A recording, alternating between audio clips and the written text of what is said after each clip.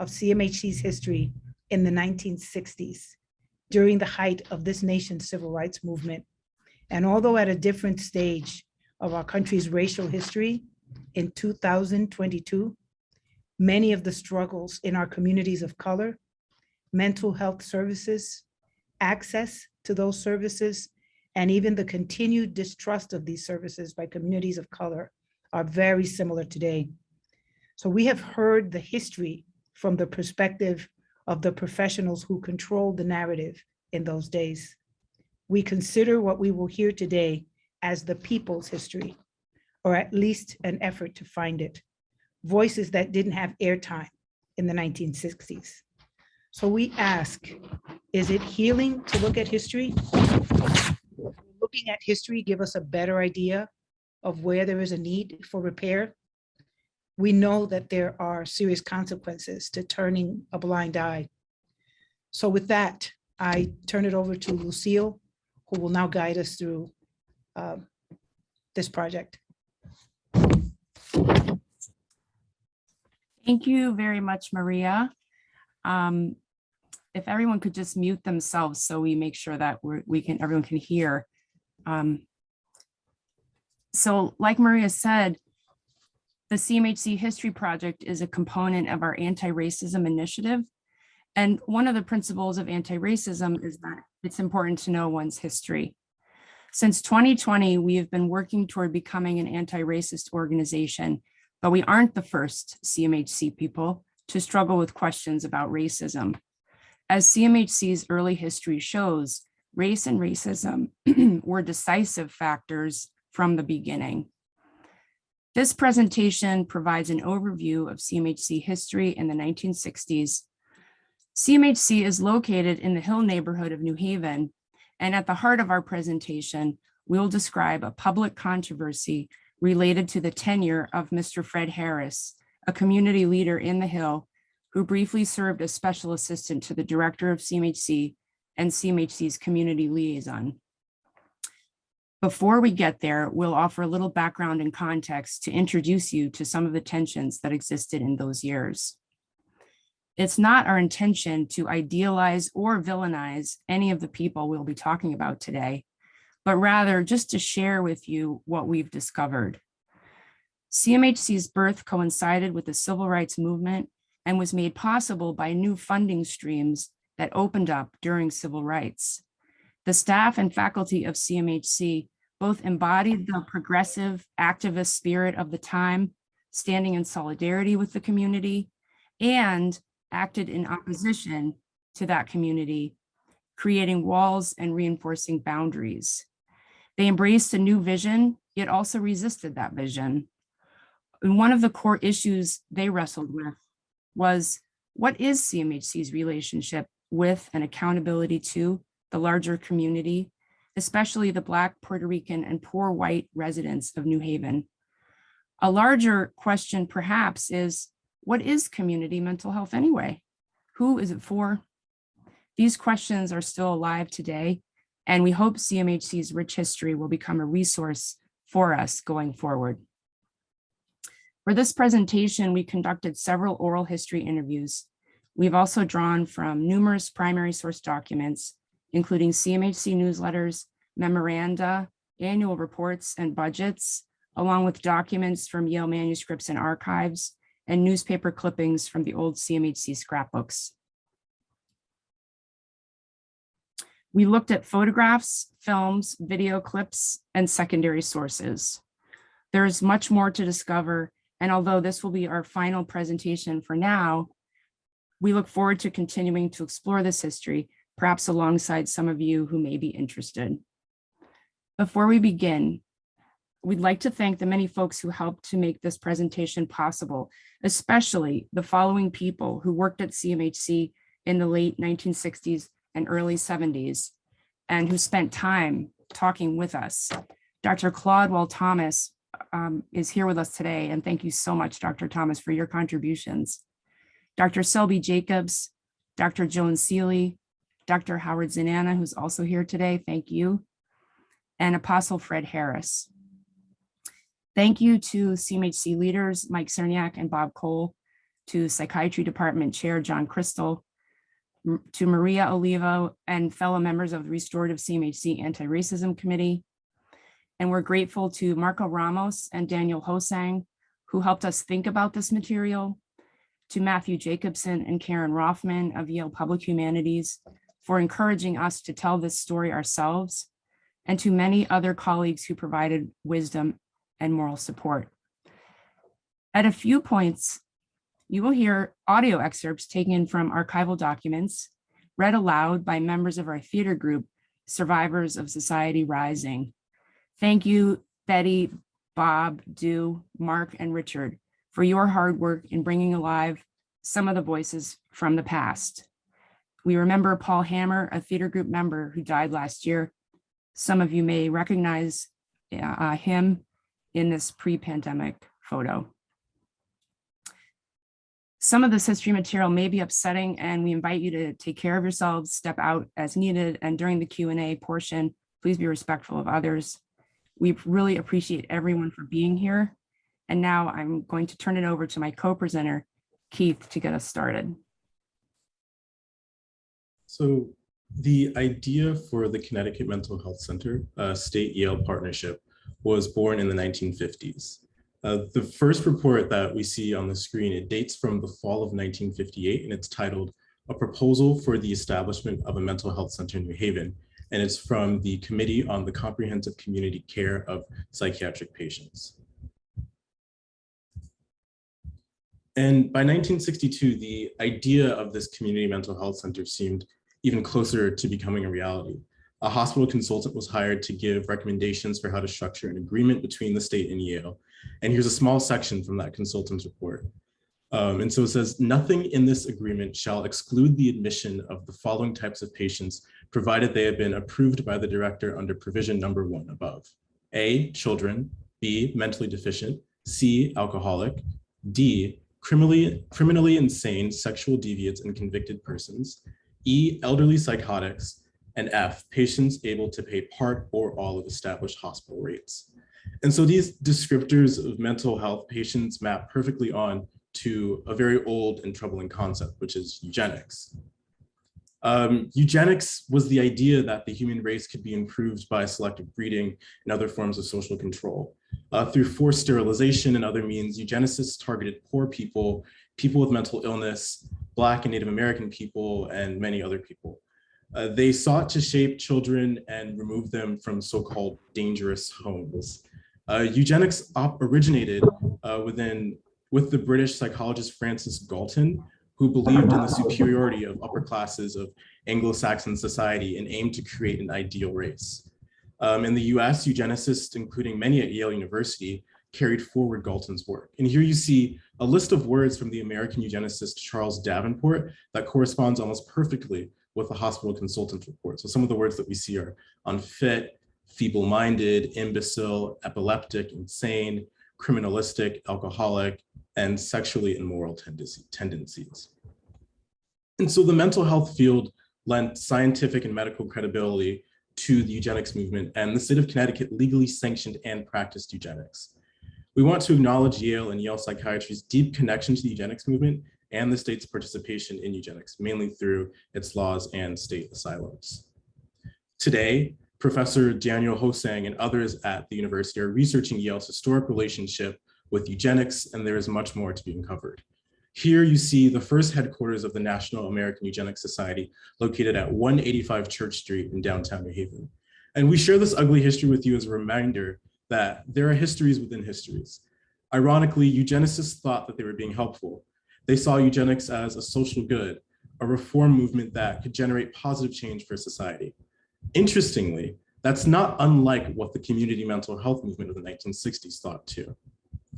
And so looking back to the hospital consultants report that we just showed, item F says, patients able to pay part or all of established hospital rates should not be excluded from admission. And that's completely different from today's CMHC, where patients do not pay for care. Before 1965, health insurance wasn't common. And if you needed medical care, you had to pay for it yourself. And poor people either received care in charity hospitals or just didn't receive care at all. In the South, Black patients and doctors experienced complete medical segregation. This image shows a segregated clinic in Marigold, Mississippi in 1939. And in the North, we had de facto segregation.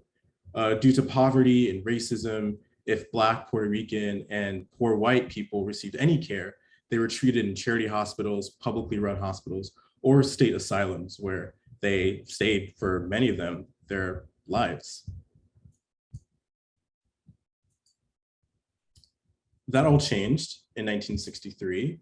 In 1963, mental health took a giant leap with the passage of the Community Mental Health Act. And this legislation reduced the patient populations inside asylums through deinstitutionalization, and it also made funds available for community-based mental health care. Then 2 years later, in 1965, came the landmark legislation, which was Medicare and Medicaid.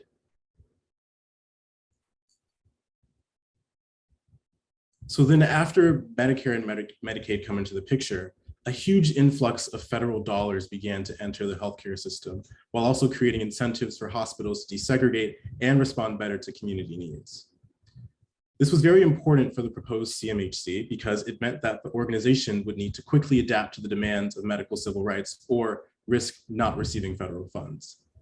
In an essay titled Civil Rights and Medicare, Historical Convergence and Continuing Legacy, David Barton Smith writes, Medicare, in its essence, was the gift of the civil rights struggle. The civil rights movement's gift forced the racial and economic desegregation of American hospitals. American hospitals went from being the nation's most racially and economically segregated institutions to its most integrated. We would now like to shift gears and introduce you to two of the main characters in our story, Dr. Fritz Redlich and Mr. Fred Harris. Mr. Harris, today known as Apostle Harris, was born and grew up in New Haven. His father was a native New Havener. His mother's family, descendants of slaves, left North Carolina during the Great Migration and resettled in New Haven. He was smart, handsome, and by his own description, well-dressed and a great dancer. As a teenager and a young adult, he witnessed the destruction of New Haven's built environment and the tearing of its social fabric through Mayor Dick Lee's urban renewal program. Fred Harris was just being born when Dr. Frederick Fritz Redlich, a young psychoanalytic psychiatrist, left his native Vienna in 1939 following the annexation of Austria by the Nazis.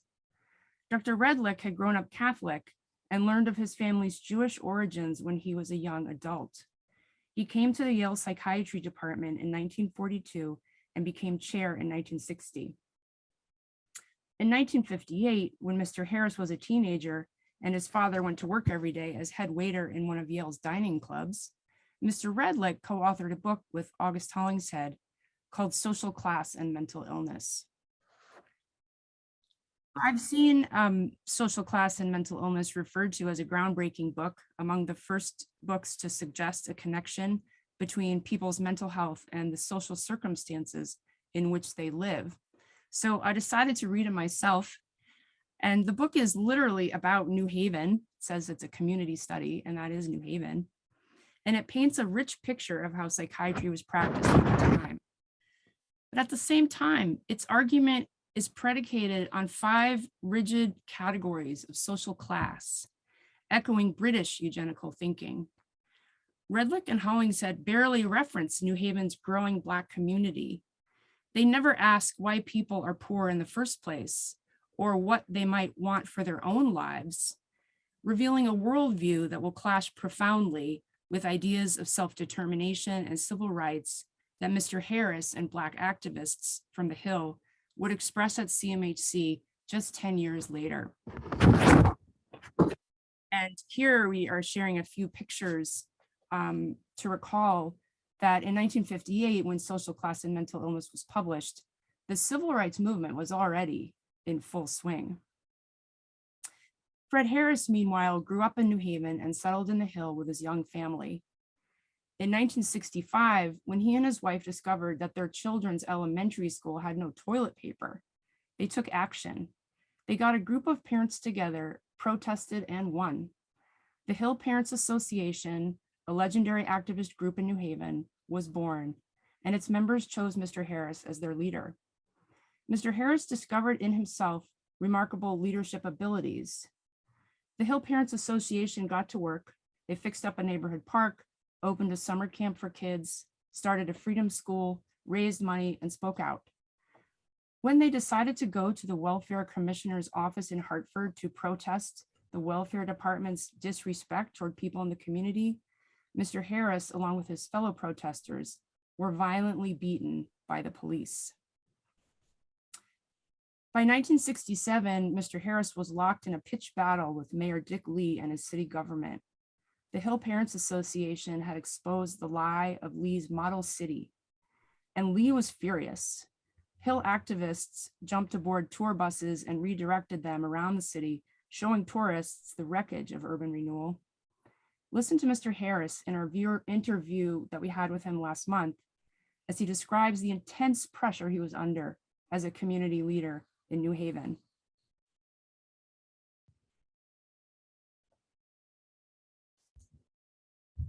I had the police trying to kill me. I messed up my marriage. I was strung out on drugs, alcohol, and drugs. Anyway, so I left. I couldn't get a job. The whole city came down on me. Everybody, the politicians, the police department. My lawyer could tell you, I think I was arrested 21 times. And like, I think she did an interview or something, and she said how the whole city came down on me, you know, and I had no one I could turn to.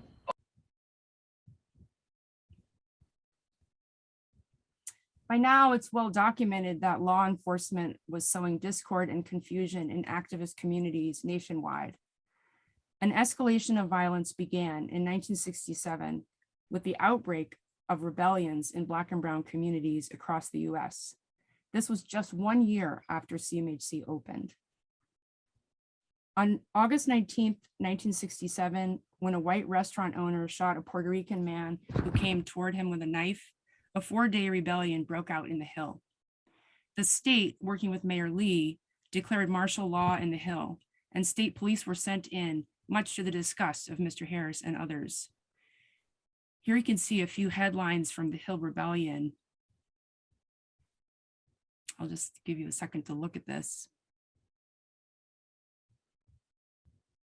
And the next one.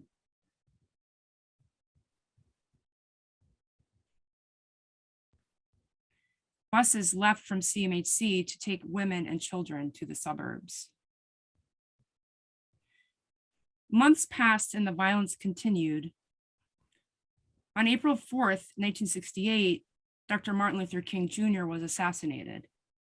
The next day, a memorial service for Dr. King was held in the CMHC auditorium. Dr. Claudwell Thomas, who's with us today, was director of CMHC's Hill West Haven division, which we'll tell you about shortly. And he spoke these words to commemorate Dr. King. You can read you can read along as you hear actor Mark reading Dr. Thomas's remarks.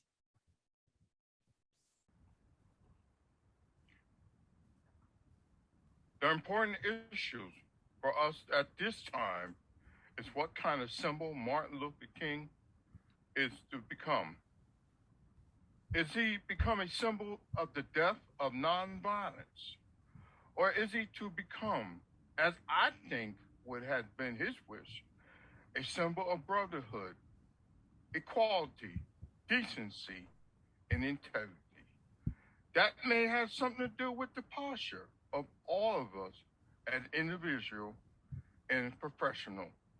It would certainly be my feelings that it behooves us at this time things to reflect carefully on our everyday functioning, on things we take for granted. In the first talk of our CMHC history series, Dr. Matthew Jacobson spoke about the backlash in the late 1960s against Black Americans who are calling for equality, expressing their wish for a decent life. And we thought we'd replay this 1-minute clip for you, just to remind you how violent this time of the late 1960s in which CMHC was born really was. This was something that was resisted bitterly. Newark, Detroit, Milwaukee, Boston. We tell ourselves a kind of kumbaya story about the civil rights era. And as I said, we do that at our peril, because this was a pitched battle, often a literally militarized battle between Black and white. And the story in the North is as important here as the story in the South. And there's a kind of disaster porn aspect to some of these photographs, and I apologize for that, but I just think it's really important for us to get our minds around just how viciously civil rights was resisted in these years. Which brings. So this was the context of CMHC's beginning. What would be its stance? Welcome, everyone. So on July 5th, 1966, the Connecticut Mental Health Center opened its doors to patients for the first time. And here you see the ceremony with Yale President Kingman Brewster at the podium on the right side. And the CMHC initially only saw patients through its outpatient clinic, with the inpatient emergency treatment, day hospital, and research facilities opening in a couple months after. And so at the time that the building opened, it was described as having an exterior design that reached into the future, while the interior had, quote, the atmosphere of a plush office building. The interior was also described as being more like a Holiday Inn than a place where one would go to receive mental health care. With space for only 66 inpatient beds and a treatment model that valued patients retaining connection to their communities, CMHC envisioned a new era of short-term, decentralized treatment for mental illness and a pivot away from long-term stays at large asylums. And then on this slide, we see a drawing of what a patient room looked like when CMHC first opened. Here we see a report from the first 100 days that CMHC was open and treating patients. 20% of the patients seen were young people ages 16 to 20, which is quite different from today. Overall, 86% of patients were white and 14% of patients were Black. And CMHC was largely attracting white people into care. Here you see a Yale Psychiatry Department photo of CMHC faculty and staff with Rachel Robinson, the first director of nursing, and one of the only Black leaders in the front row on the left. We know from this and many other photos we have that the staff was overwhelmingly white. We looked at census information and saw that the New Haven population had shifted during the 1950s and 60s, with a growing Black population, a burgeoning Puerto Rican population, and declining numbers of white people due to white flight to the suburbs. In 1966, in terms of race, the composition of CMHC faculty and staff didn't reflect the community that it served. In addition to providing a new standard for treatment of mental illness in Connecticut, CMHC staff also works to develop a meaningful relationship with diverse pockets of the greater New Haven community through a variety of outreach programs and satellite clinics. The record shows numerous examples of staff and faculty as actors in the civic space. CMHC offered a 2-week, 80-hour drug education course to 5 West Haven teachers to train them in how to conduct classes in drug education and drug pharmacology, how to conduct meetings with addicts, ex-addicts, and mental health professionals, and how to develop education plans regarding drugs. The consultation unit at CMHC, utilizing their skills with groups and knowledge of group dynamics, mediated the resolution of a racial conflict that resulted in outbursts of physical altercations between students at Hill House High School. There was a speakers bureau where CMHC faculty and staff gave talks at a host of schools, churches, and community organizations to educate people about mental health and addictions and discuss programming and services offered at the center. tours of the center were open to the public and had been given to teachers, school nurses, school social workers, physicians, school principals, and high school students throughout the greater New Haven area. And these tours were given to not only familiarize the public with the CMHC, but also to reduce the stigma associated with treatment for mental illness by concretizing the center and those who went there to be treated. And lastly, CMHC exhibited art from local artists throughout the center. Throughout its opening days, CMHC featured 17 paintings and sculptures from local artists, and throughout its early years, the center borrowed upwards of 40 paintings at a time from local art students to be hung throughout the center. CMHC's early days were also plagued with a host of workforce shortages as the center gradually increased its services. Here we see nurse Rachel Robinson, who was the inaugural director of nursing at CMHC, addressing the shortage of nurses at CMHC by holding a meeting to recruit nurses. Specifically, quote, about 100 nurses, most of whom had given up nursing careers in favor of being wives and mothers, met at the Connecticut Mental Health Center to hear the advantages of combining marriage with a career from the center clinical staff. As the number of patients who visited CMHC for care in the first few months exceeded projections and the center continued to expand its offerings, the pressure was on to ensure that CMHC could be adequately staffed and to accommodate the needs of all who sought treatment. CMHC's largest service was the Hill West Haven Division, headquartered on the 5th floor of 34 Park Street. It was separate from CMHC's general clinical service and different for a few reasons. It served two geographical areas, the Hill neighborhood and the town of West Haven, offering clinical services, community organizing, research, and training. Importantly, the division partnered with two community advisory boards, the Hill Health Board and the Community Services Association of West Haven. The Hill West Haven Division is where CMHC's most activist, community-oriented staff members worked. It was federally funded and brought in extra state dollars through required matching funds. This chart shows that in 1969, the division accounted for 61% of clinical grant funding to the center and 20% of CMHC's overall budget. This slide shows in green that the Hill West Haven Division employed the largest number of staff of any unit at CMHC. That was 118 people, or 27%. And here you see a breakdown of different staff positions in the Hill West Haven Division.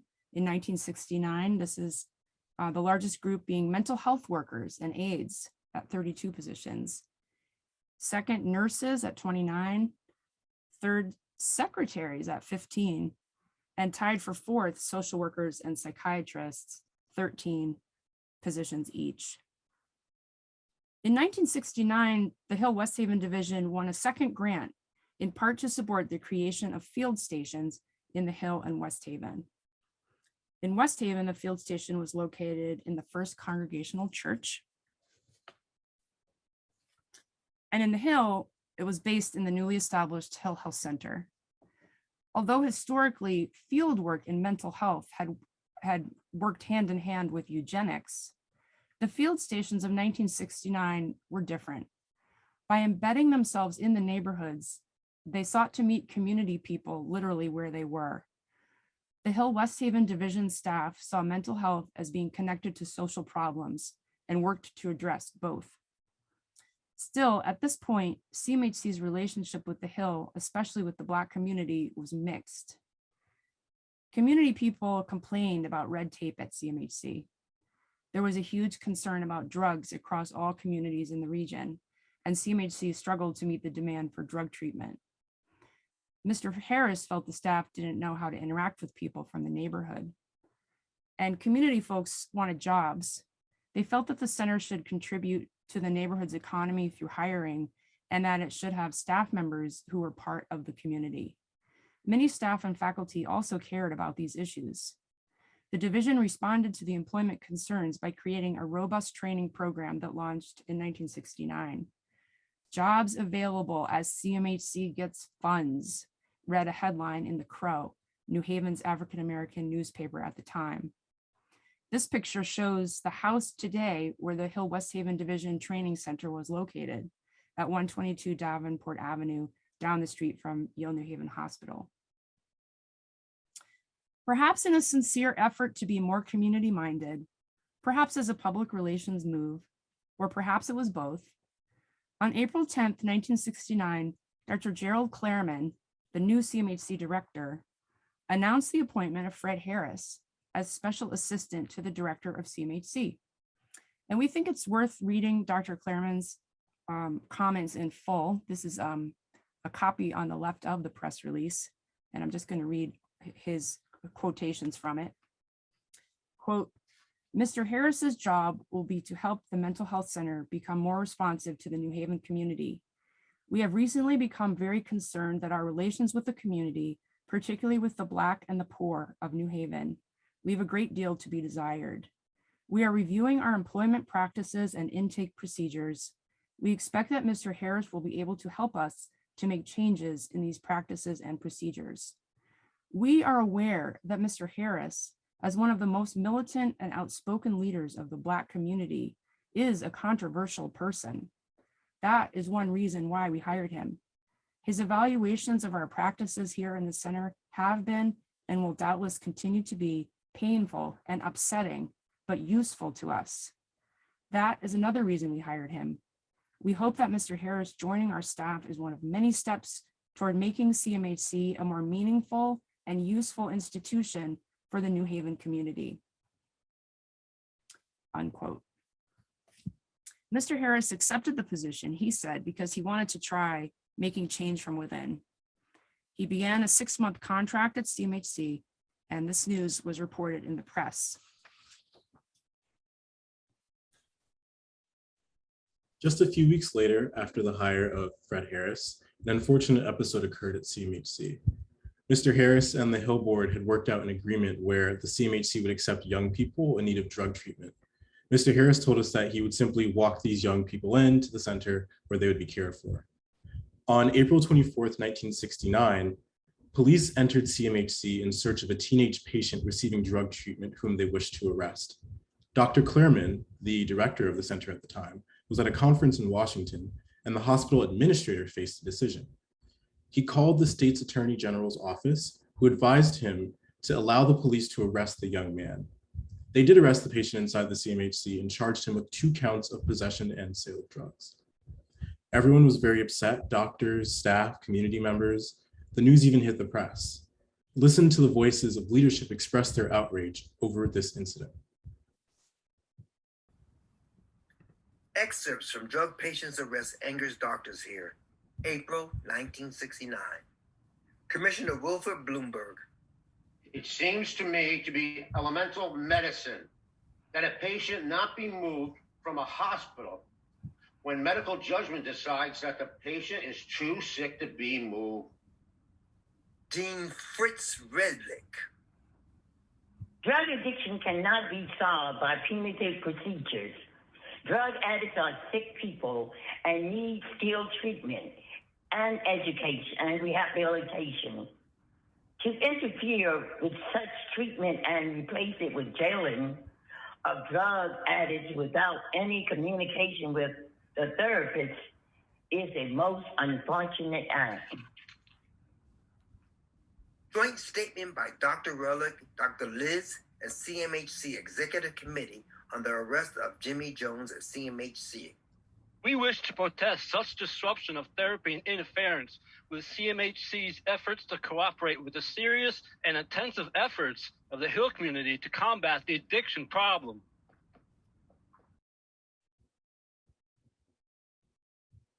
So after this patient's arrest, 150 protesters occupied a recently closed city hospital building to, quote, dramatize the need for a narcotics facility where people could receive drug treatment.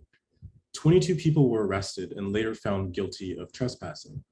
And we cross-checked their names, the list of people who were arrested, against an internal list of the Hill West Haven Division staff members. And we discovered that Mr. Harris, plus 4 Hill West Haven Division staff members, 2 mental health aides, 1 nurse, and 1 psychiatry resident, were among those arrested at the protest. So what was Mr. Harris's experience like within the CMHC? CMHC gave Mr. Harris an uneasy feeling. He was cynical about the organization's mission, which he saw as being mostly self-serving. Mr. Harris was deliberately provocative in the workplace. In this short clip from our interview with him, he offers a few vivid details.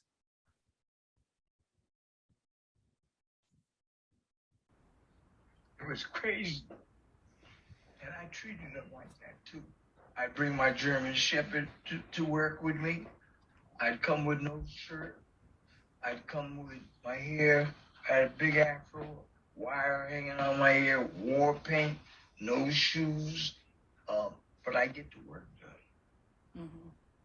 Either they were afraid of me or they thought I was crazy. But I would get the work done.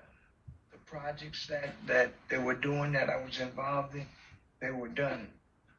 You know, and they were able to be utilized to make them look good and make it look like they're doing all this for the community and all that.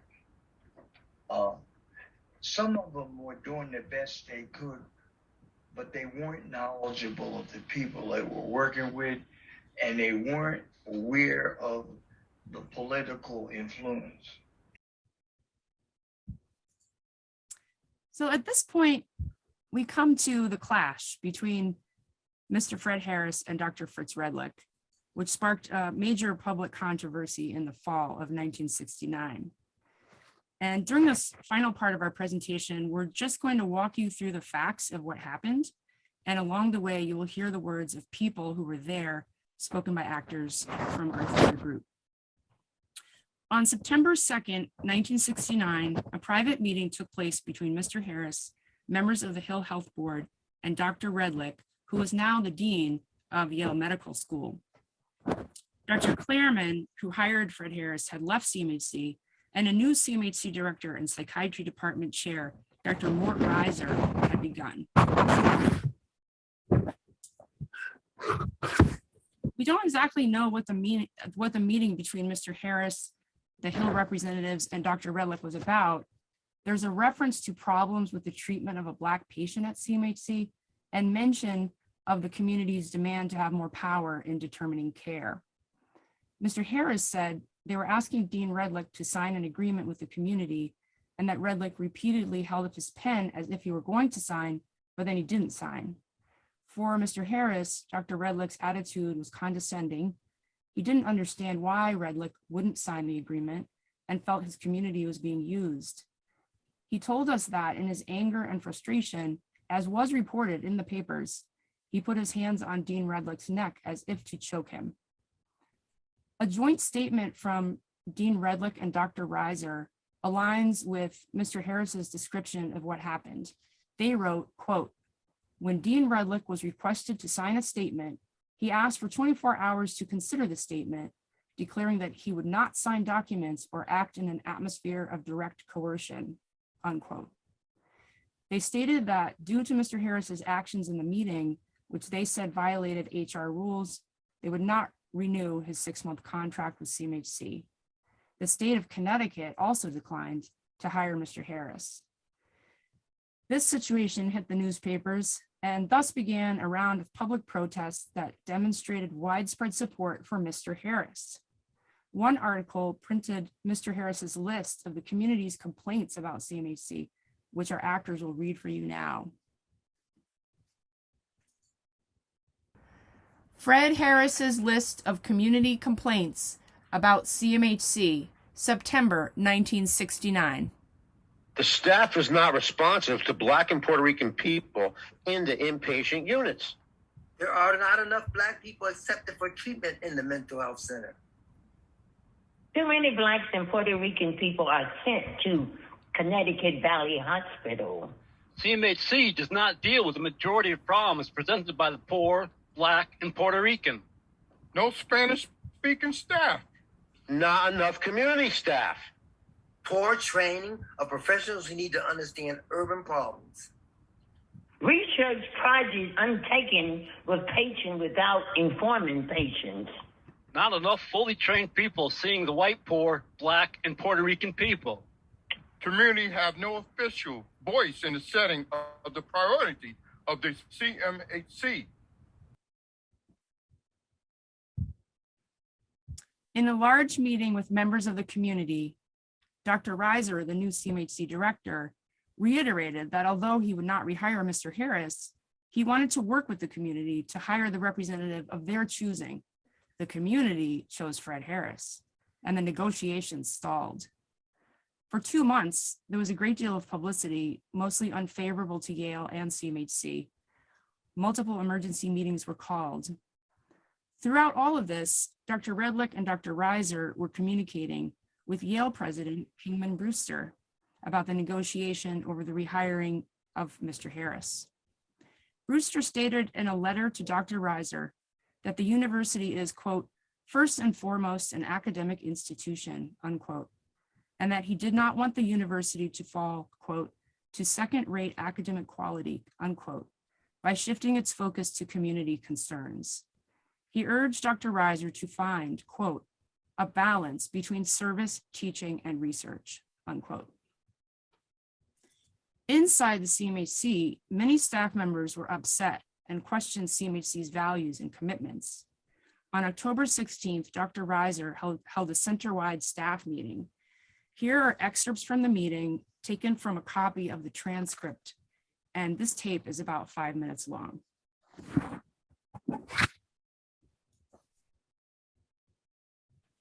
From the director's center-wide meeting with the staff of Connecticut Mental Health Center, October 16, 1969, Dr. Reiser. I think, first of all, we have to do an awful lot of thinking about our own image as it projects into surrounding communities. How do people out there see us? And what do they think we are? What do they expect from us? And on the other hand, how do we see ourselves in relation to the community? We don't have enough beds to catchment, even inner city, much less the greater New Haven area. And I think it is extremely important to draw up a set of realistic goals so that we can avoid raising false hope that later lead to frustration and rage. In essence, we're right in the middle of a very complicated, unsolved problem of how to work out community control and community participation. And I would submit to you that this really is pioneering, trailblazing work. There is no guidepost, and the troubles we are having are not troubles unique to this community. Now the problem that has occupied me and taken much of my time since I got here, although it was here long before, is the Fred Harris problem. Dr. Maxman. One of the things that is a concern to some of us is that you use the phrase, the Fred Harris case, and say it has been a problem. Is it that Fred Harris is the problem? And that's the issue? But I think that there are greater and deeper issues. Things can't be beyond the person of Fred. And I think that what tends to have happened is that we have been assessing the details and not really seeing what these deeper issues are. And I like to get a better feeling for what you see to be the more basic, more important issues. Well, I tried, Dr. Maxwell, to say I thought of Fred Harris' problem was just a surface manifestation of much broader, deeper issues. This is a problem between the inner city, the underprivileged people, and the minorities and Yale University, as it represents the establishment. This kind of difficulty is, I think, a manifestation of this struggle, this attempt for the establishment and more activist community groups to accommodate each other. Ms. Riss. The patient is not the object, but the subject of care. And if we want to take care of him, then we have to understand the community for which he comes. Do you consider that the Mental Health Center has any other obligations to the community other than simply providing excellent medical care? Heated exchange between Dr. Schultz and Dr. Reiser. What do you feel the department's overall commitment to the Hill West Haven unit is? And how do you feel about the institution's relationship to minority groups in the community? I hope that would be implicit in what I've said already. I think that it's an integral and important and vital part of the institution, period. And I'm sorry, I don't really understand your second question. I mean, are you asking me, am I a racist or what?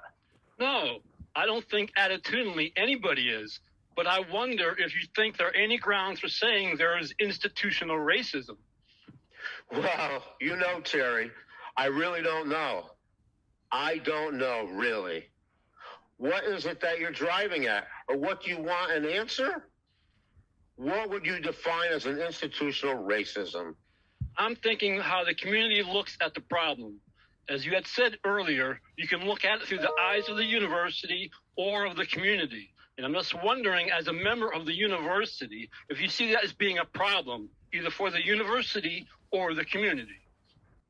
Oh, I think there's a tremendous problem because I think that the university's view of itself and the community's view of the university or the medical school or of the department are greatly at variance.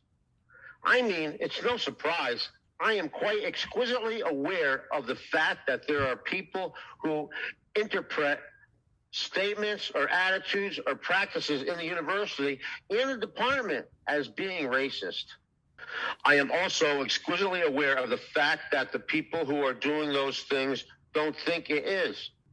At the moment, I wouldn't try to judge or say who is right or who is wrong. I think there's an awful lot of heat. I don't see much light on it.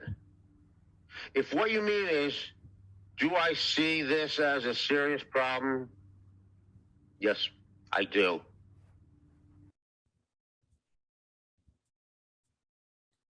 About 5 weeks after this meeting took place, CMHC reached an agreement to rehire Mr. Harris as a community advocate. They worked out a deal whereby Mr. Harris would be rehired not by CMHC or by Yale, but by Seven Together, a collective organization representing, quote, 7 inner city neighborhoods. This deal left a lot of people with mixed feelings. One doctor said that the controversy had left psychological scarring on both sides. Dr. Reiser, the director of CMHC at the time, is quoted as saying, "We consider this agreement an important breakthrough in the whole area of community involvement with the treatment facility." Mrs. Patricia Galliot, the secretary/treasurer of Seven Together, is quoted as saying, "The whole process shows the kind of institutional racism that exists at the CMHC. They don't really care about the community, and they don't want Freddie there either, but we made them take him. Freddie's just going to have to be on his toes all the time." Unfortunately, things didn't calm down for the Hill West Haven Division staff.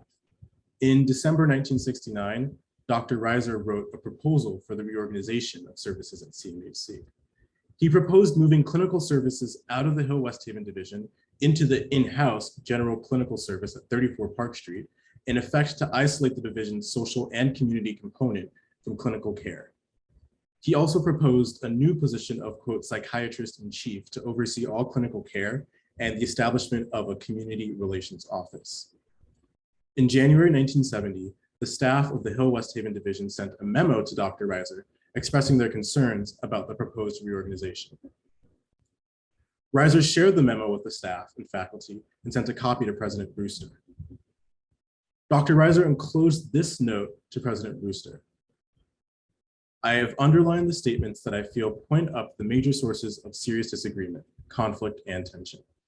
On the left, you can see some of Dr. Reiser's underlinings and exclamation marks. It's clear that he didn't appreciate the memo, although more than 50 years later, we think it's one of the most compelling documents in the CMHC's archive. Reiser particularly did not like the suggestion that CMHC should address the community's social, economic, and institutional problems, nor the idea that CMHC should share decision-making power with the Hill West Haven Division's 2 community boards. Listen as members of our theater group read excerpts from Hill West Haven Division's memo of January 8th, 1970. Excerpts from the Hill West Haven Division's memo to the CMHC director, written in response to the director's proposal for how to reorganize services at CMHC, January 8, 1970.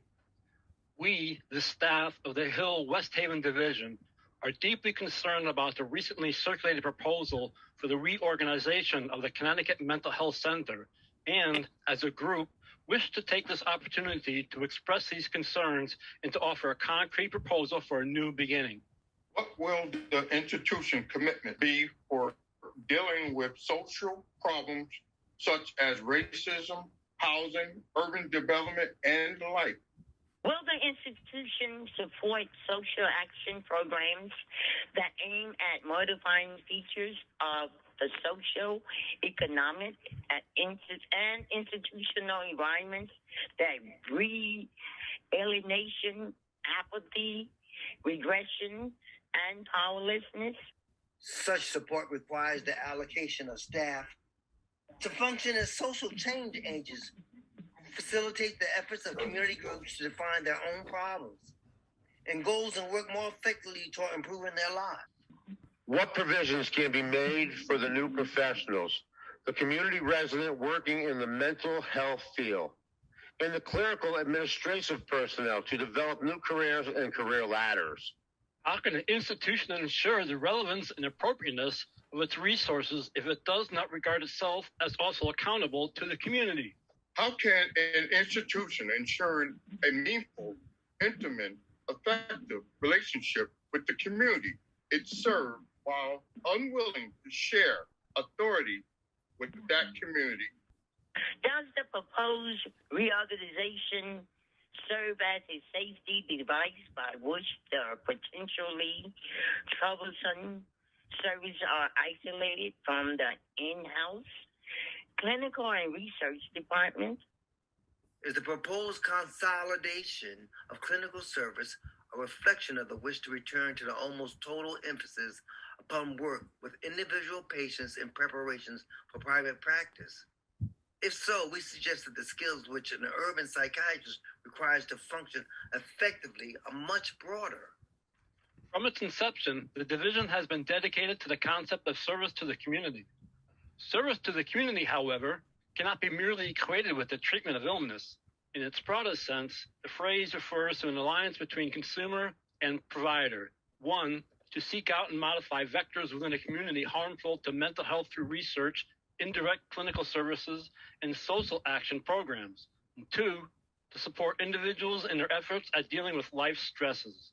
This statement represents the position of the staff of Hill West Haven Division in response to the proposal for reorganization of the CMHC. We recognize that our community board must weigh the merits of our rejoiners against the merits of the proposal. Ultimately, the decision as to what represents better service to the community is theirs to make. As you can see, tensions were still very high within CMHC. The crisis of 1969 was winding down, but what price had been paid and by whom? On January 27, 1970, Dr. Redlick wrote to President Brewster, "Trouble again in psychiatry." Evidently, Mr. Harris had accused Dr. Reiser of hiring an aide who was a police agent. Quote, "This story turned out not to be true," unquote, Dean Redlick noted. But he added that something needed to change within the CMHC. He wrote, quote, "Many things at the mental health center have deteriorated even further. There is no discipline, and people from the community and confused and radical staff are doing just about what they want in the Hill West Haven service," unquote.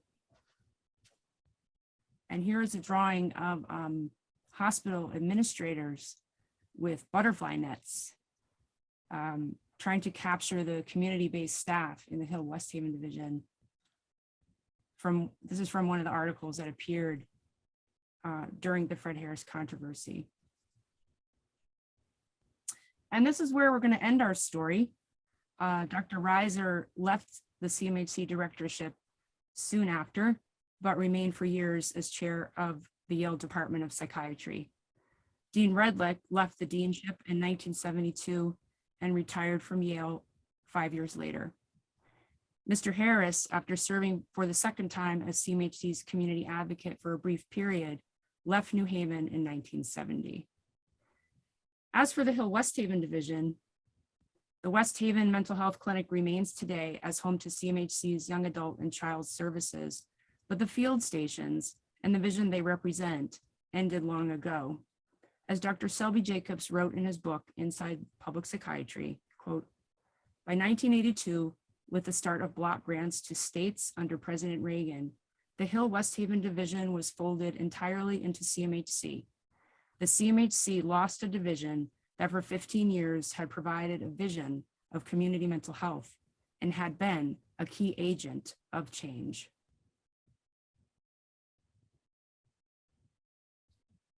In closing, we'd like to give the final words to James Baldwin, who in 1966 wrote this.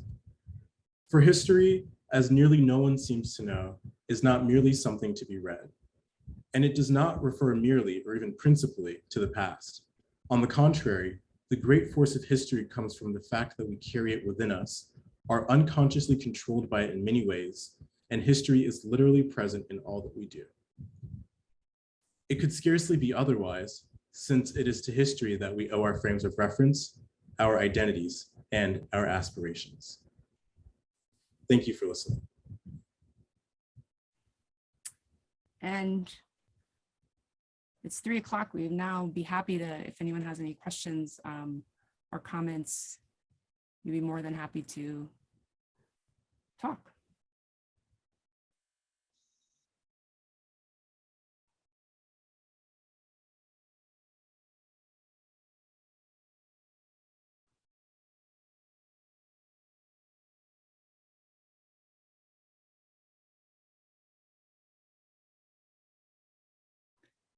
So I don't, let's see, does anyone have?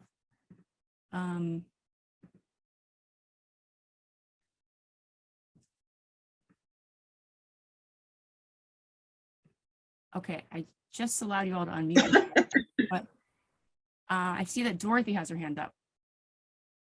Of course, you know I have something to say. So I really paid attention to that whole staff thing that took place on October 16th. And I found it interesting that a person's response to a criticism or comment was, are you saying I'm a racist? And I'm thinking how far we have not come since that time. I just want to put that out there. I wanted to say Bob Forlano is on the call, and Bob and all the actors, I just think did an amazing job with that scene. And yeah, and one of the things we were really struck by, I think, in a lot of this material is just how directly people spoke about these really hard issues. So you definitely picked up on something there, Dorothy. Becca.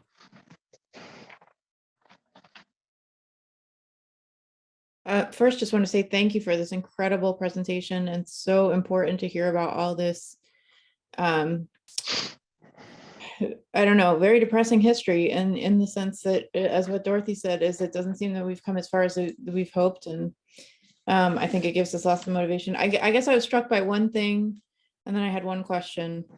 I was really struck when looking at the date 1970, and then thinking about how, you know, this being Pride Month, how that was still when homosexuality was listed as a diagnosis in the DSM, and that the intersection of all those things, and just thinking about that anyway, just thinking about how the social conditions and yeah, I don't really have a coherent comment on that one. But I guess also, you know, looking at seeing Rachel Robinson, Nurse Rachel Robinson in the mix, and wondering about the role of women in this in this controversy activism time period, and whether there was anything you wanted to add, because it seemed very much dominated by the male voice. At least that's what we heard. Yeah, that's a great question. I actually think that could be a whole other project in of itself, is to look at the women's history part of this. And not surprisingly, there were few women leaders at CMHC, but there were women in really important roles who were doing a lot of work. And so one of my favorites actually is Ruth Backus, who did the CMHC newsletter. She had the job that I have today, and that the newsletters are amazing. And so there were a lot of women working at CMHC, but they're not people that we've heard of, you know, in the way that the men leaders.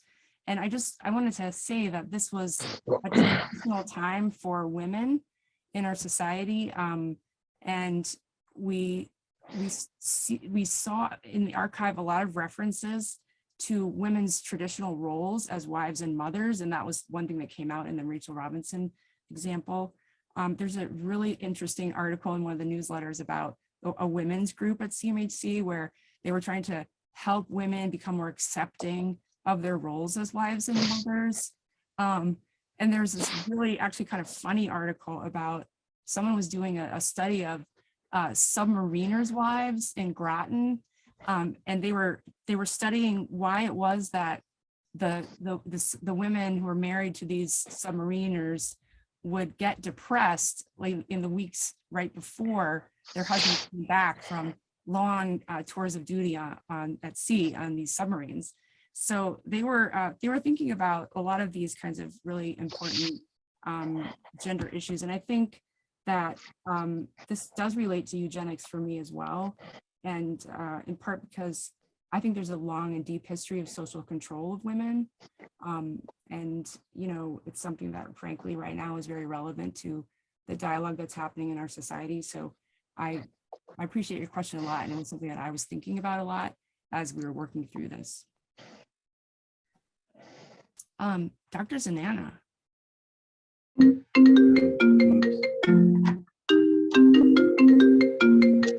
Oops, let me. Right on cue. Sorry, my phone rings right at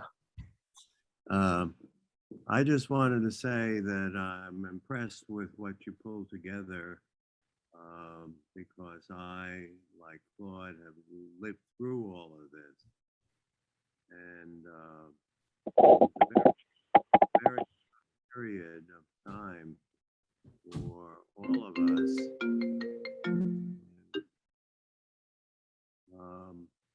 And I think it illustrates, to me at least, that the mental health center became the first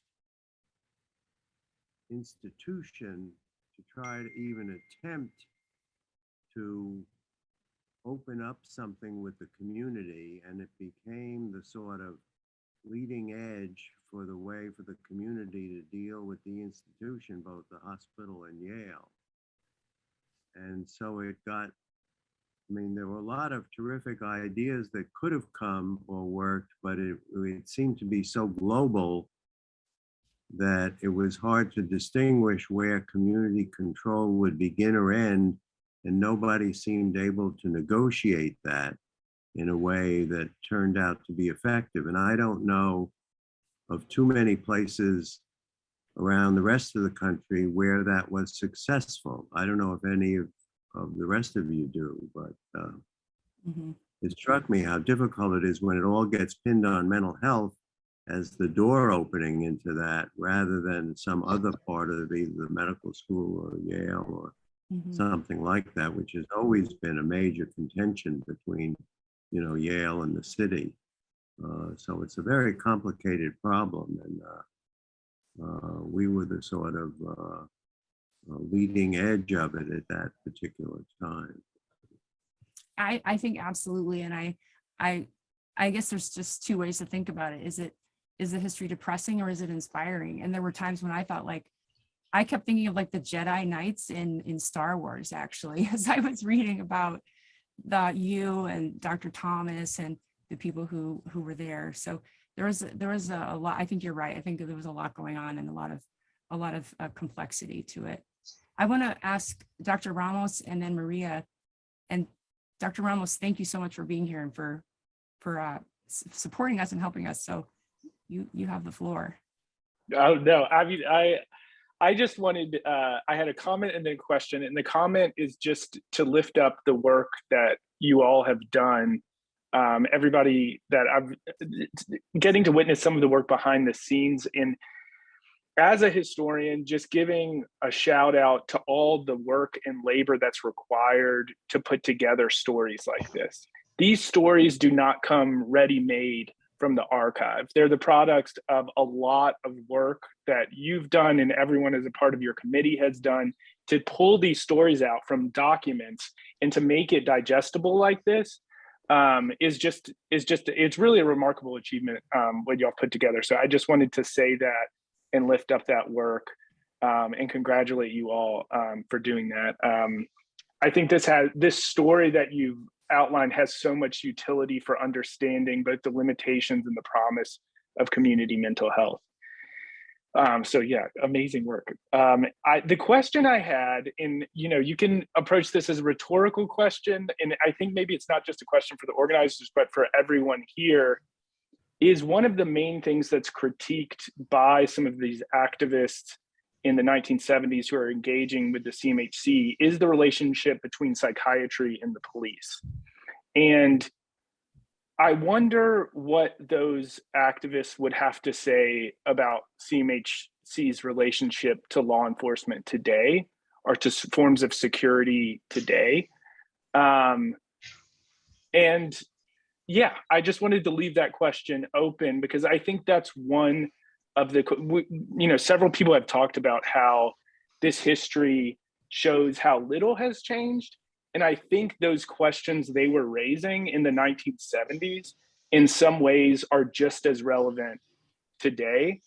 So yeah, I wanted to offer that out as something that we could potentially discuss.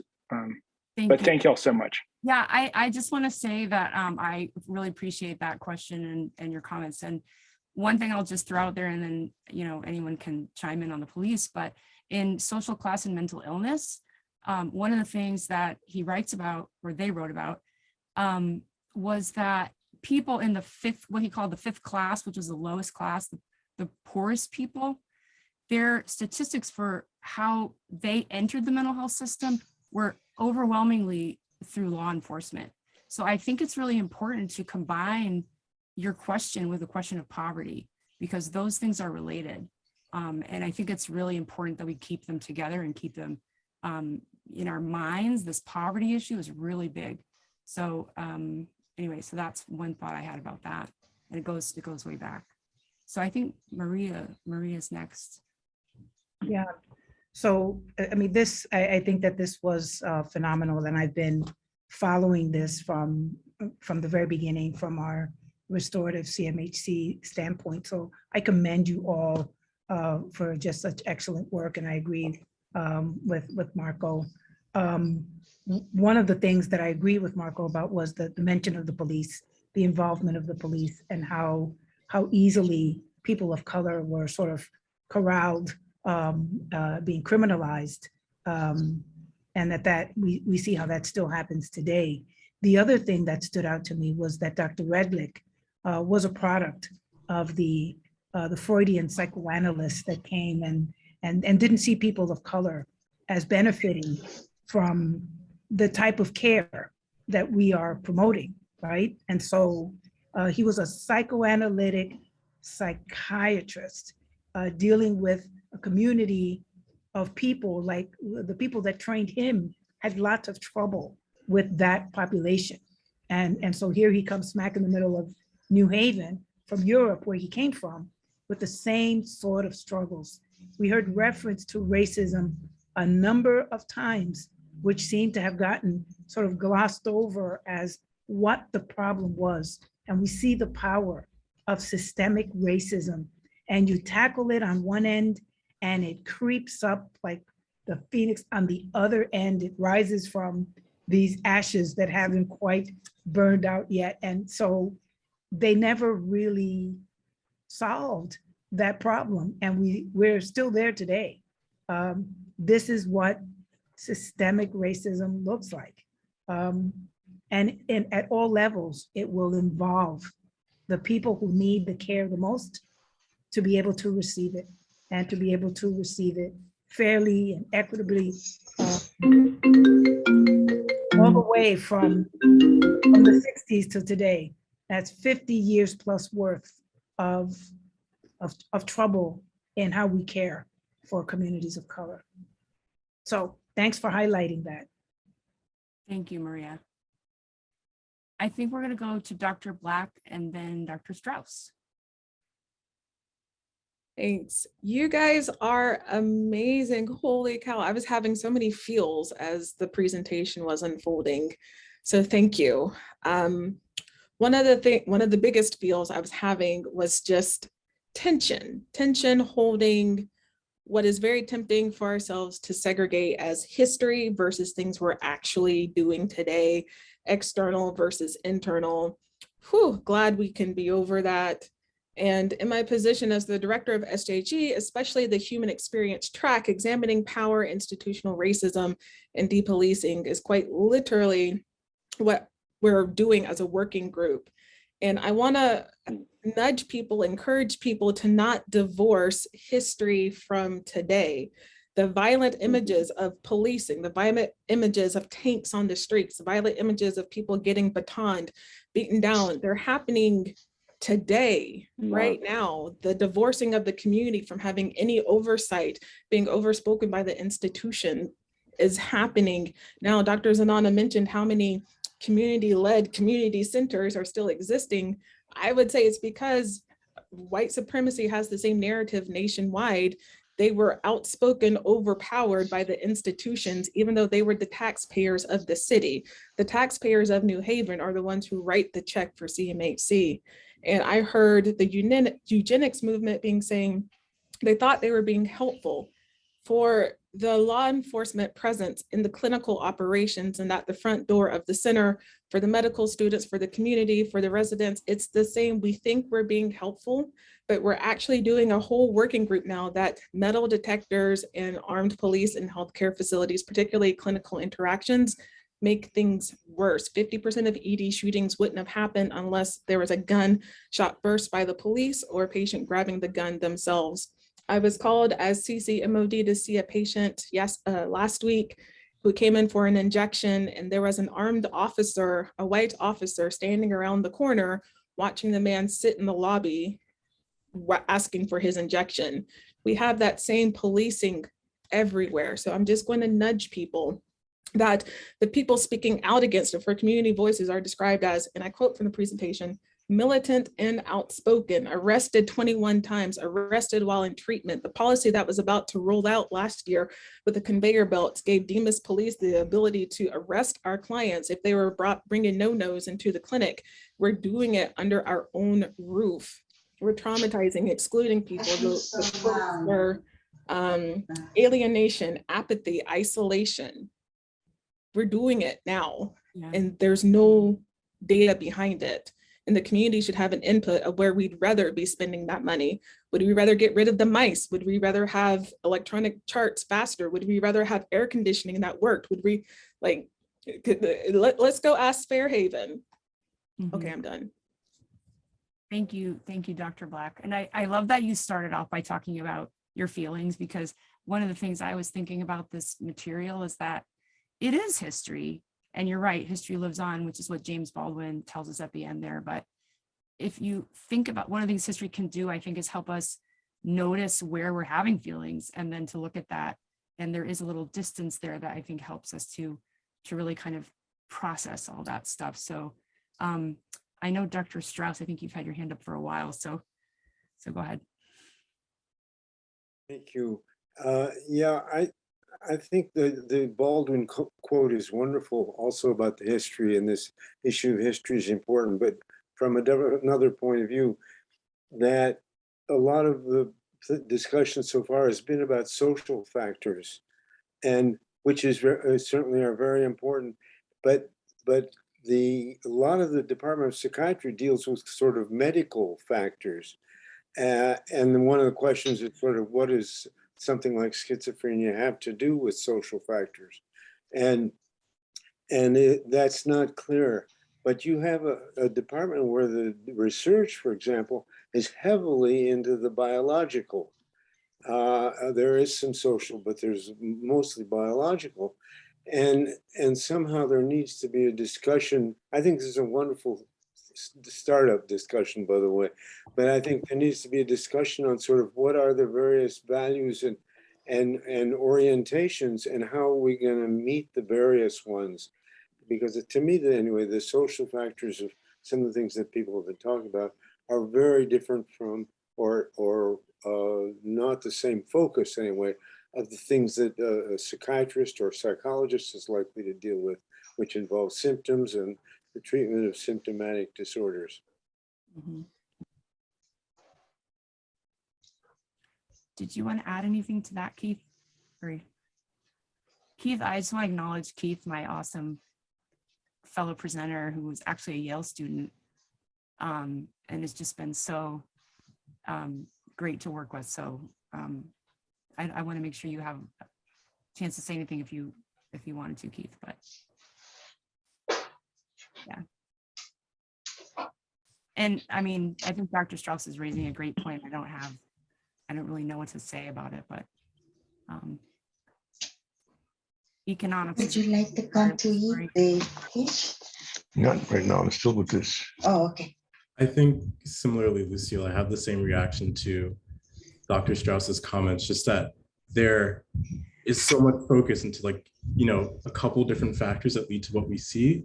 And like, we need to find better ways to have a way to have a little larger discussion about bringing all the different factors together. And I think that was an interesting question, and something that I think that we kind of started to talk about with the whole history committee, where it's like, okay, we're talking about, you know, the different ways that psychiatry is treated, and we wanted to do different panels. This was like an idea for potentially later, of looking at like what the different schools of thought for psychiatry were, and potentially like marrying like those with like the different factors, social, biological, et cetera, and the ways that we look at treatment. So I think that is definitely a great question that we've thought about, and we are still wondering how to deal with it and how to answer those questions as well. Yeah, I think, Serena, were you raising your hand? Okay, I didn't see you. Go ahead, sorry. Yeah, I just wanted to bring up that I wanted to bring up that Fred Harris and we lived in the same building over on 127 Carlisle Street. It was a 6-family house, and his family lived on the first floor on the left-hand side, and my family lived on the second floor on the right-hand side. And him and his wife, Rose, they had 4 children, 3 girls and 1 boy. Rhonda, Madeira, and Vanessa were the girls, and Fred Jr. was the baby. I was about 11, 12 years old. I was going to Prince Street School at the time, and I turned out to be their babysitter. And this was at a time when Fred Harris was just getting into doing a lot of work with the Black Panther Party over on Congress Avenue. They were meeting over there and getting organized, and he was doing a lot of work over there then. And they had just started the Hill Neighborhood Corporation. That was back in those days. So I think when I was doing, and I began to be their babysitter, it started out just here and there, you know, watching the kids for them. But as, you know, all of a sudden, you know, they needed me more and more and more. And it got to the point where I was babysitting almost every day for them. And so it didn't matter to me because I love being with the kids and they love being with me. I didn't know about the CMHC part, and then they moved away, and I think that was probably around the time when he got involved with CMHC, and I hadn't seen them since then. But yeah, I was their babysitter, and I think Karima was telling me something about how the whole thing started. I was going to Prince Street School, and there was an issue with the tissue paper at the maybe Karima can talk about that a little bit. There was an issue with the tissue paper with the girls. Maybe she can talk about that a little bit, which started this whole thing with how Fred got into being an advocate for you know, for everything. Yeah. Yeah, we talked about that in the presentation, that was the thing that launched the Hill Parents Association. And I love that you were his babysitter. I mean, I knew that. I didn't know that part about how you kept babysitting more and more and more. It gives you a sense of how busy and in demand he was, and his wife Rose as well. And it's like, this is history, Serena, you know, this is that you were part of it actually. Yeah, yeah. And you had shared your Yes, I was. experiences with urban renewal with us as well. So yeah, so thank you. I think, and we only have 5 more minutes, but I think it's Nicole and then Ellen.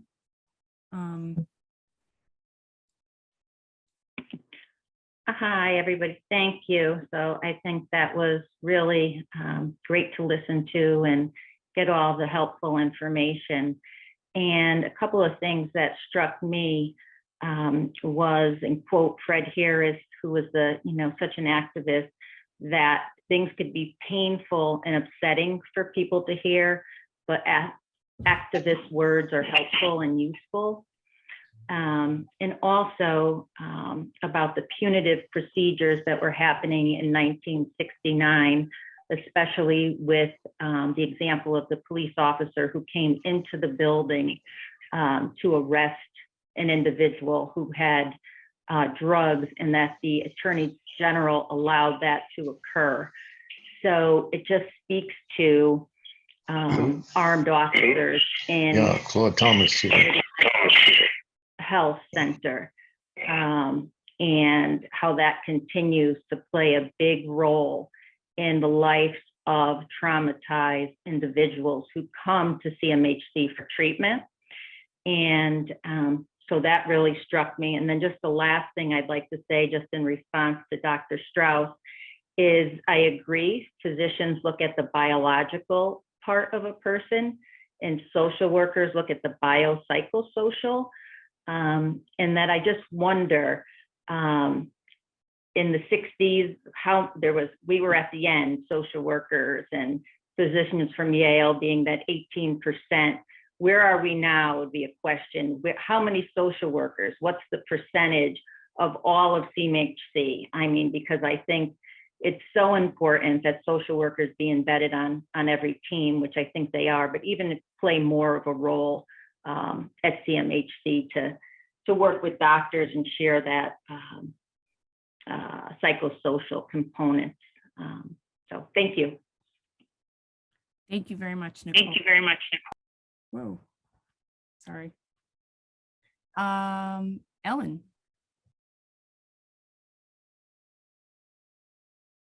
Hi, thanks again. This was a fabulous presentation. I deeply appreciate the history, which I didn't know.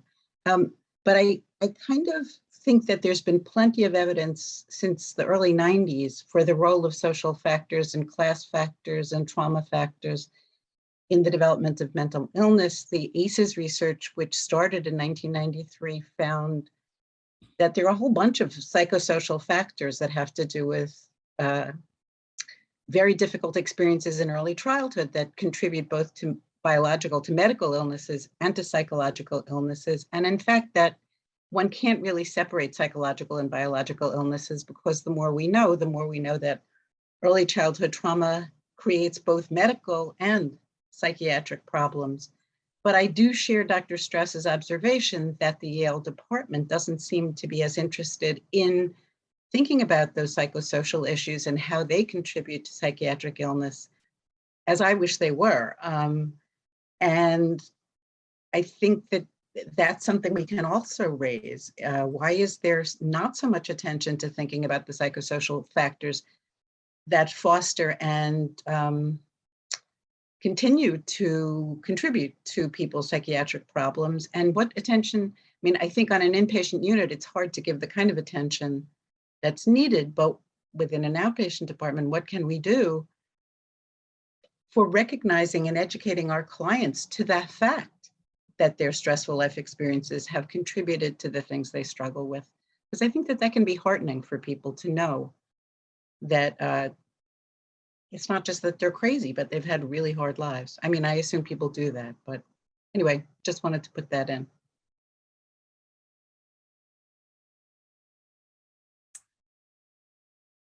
Yeah, absolutely. And that was, the question is, how do you organize services, right? Accordingly, like the other question, maybe the deeper question is, what do those people want, right? The people you're talking about, what do they want? So I don't know if, Keith, I know it's 3:30, and any final words from Keith? Do you think of anything else? For me, I think I'm just very grateful for everyone coming. Thank you all. This has been the culmination of, I think, 2 years of research for the History Committee. 18 months on my part. I joined in February of 2021. So we're just all very grateful that you all came and listened to our story, and keep your eyes out for potentially more in the future. Yes. And Karima has something. Oh, Karima, I'm sorry. Go ahead. It's okay. Just really quick to respond to Serena about Fred Harris. Yeah, he told us the story, and we have it on audio, but of him, the students didn't have any toilet paper, and he went down to the school to talk to the principal, and that was kind of the beginning of his activism career in New Haven. But you had shared with me in a separate interview about that same issue with the toilet paper and the students in schools not having the resources that they needed, and he went down there to complain, and people started to see him as a leader, and then he, was asked to do more and more things to speak out on behalf of the community. So I connected by listening to your story and his story, connected that you were probably there that day in the house where his daughters were telling him about the school and the lack of resources, and it was the same thing in your school as well. So it's interesting how your stories collided then, and I'm happy to put you in touch with him so you can reconnect. That's very I think cool. That's cool. One comment that I'll add just related to that, I think for me, and just working throughout the whole project, one of the most powerful things was seeing the convergence of the different stories that we hear. So for example, like what Karima was saying with Serena's story and Apostle Harris's story, and then we have Apostle Harris telling us stories and looking in the archives and getting the other sides of what was happening through the Yale official letters. And so I think it kind of pays to what Dr. Ramos was saying earlier, that like we have all these bits and pieces, and I think one of the best parts of this project, which is culminating and synthesizing everything and bringing it together and being able to see the different parts and seeing how everything fits together. I just think that Serena's story with Apostle Harris' story is just a really great and powerful example of how they came together. So we really hope that this lives on, and thank you again for being here, for listening, and for such a great Q&A half hour. Really appreciated everyone's comments, and thank you again. Please reach out to us, be in touch if you have questions, feelings, follow-ups, you want to get involved with the history. And yeah, thank you again.